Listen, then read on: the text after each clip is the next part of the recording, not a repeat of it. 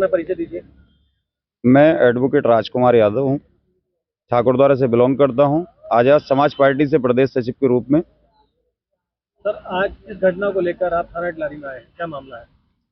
ये थाना क्षेत्र डिलारी के अंतर्गत एक गांव आता है अलियाबाद।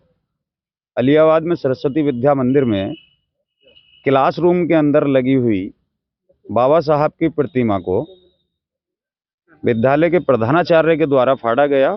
और हैरत अंगेज बात यह है कि चलती क्लासरूम में बच्चों के सामने ये कृत्य किया गया था। तो जो छोटे बच्चे थे उन्होंने अकारण ही उनसे पूछा कि सर आपने ऐसा क्यों किया, हमारे बाबा साहब की मूर्ति क्यों फाड़ दी। तो उनका, चूंकि छोटे बच्चे हैं झूठ नहीं बोलते हैं, भगवान का रूप बच्चों को माना जाता है, तो खुद स्वयं प्रधानाचार्य जी ने कहा कि ये छोटी जाति के हैं और तुम्हारे लिए ये भगवान होंगे, इनको अगर लगाना तो अपने घर में लगाओ, ये हमारे स्कूल में नहीं लगेंगे।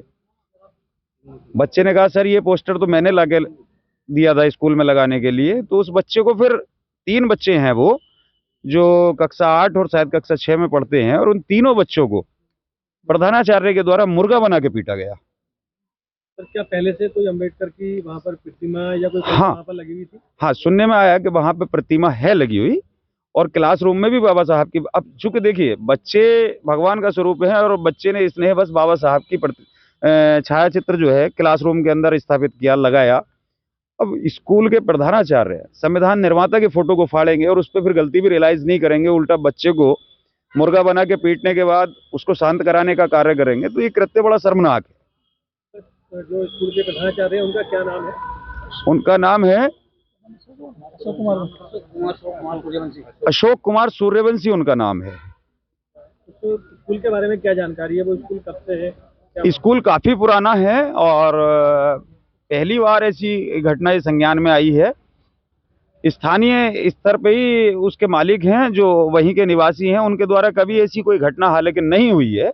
और सारे बच्चे उस स्कूल से पढ़ के भी निकले हैं। बड़े लोगों से भी मैं खुद वहां पे गया तो बड़े लोगों से भी मेरी मुलाकात हुई, सारे बच्चे निकले हैं।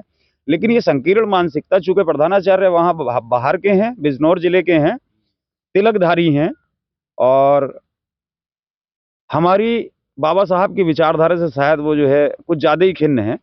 इसलिए उन्होंने ये माहौल क्यों क्रिएट किया, क्यों असंवैधानिक चीजें की, मैं नहीं समझ सकता।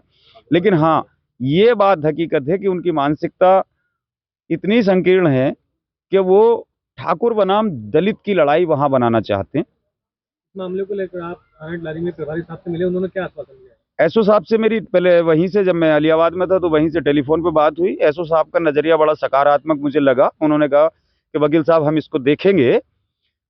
मैं जब व्यक्तिगत रूप से उनसे मिलने का मैंने समय मांगा, आज मैं थाना डिलारी पे खड़ा हूं, तो अभी एसओ साहब ने मुझे जो है आश्वस्त भी किया है, और लिखित में स्थानीय लोगों से तहरीर भी ले ली गई है। एसओ साहब ने खुद स्वयं जो है तहरीर अपने हाथों में ली और कहा है वकील साहब जो भी उचित कार्रवाई होगी इसमें करेंगे। अगर किसी ने कोई भी ऐसा काम कृत्य किया है जो जाति सूचक है या गलत है या किसी भी तरीके से है, तो उनके खिलाफ कार्रवाई भी की जाएगी। तो प्रशासन ने और थाना पुलिस ने हमें कार्रवाई का भरोसा दिया है। वो अपनी जांच करेंगे, जांच करने के बाद तथ्यों के आधार पर उचित कार्रवाई पुलिस करने का काम करेगी, ऐसा मुझे पूर्ण विश्वास भी है। यदि फिर भी पुलिस का कोई रवैया इस तरीके का पाया जाता है कि पुलिस किसी लीपापोती के काम को करने का काम करेगी, तो फिर हम अपनी आवाज उच्चाधिकारियों पे उठाने का काम करेंगे।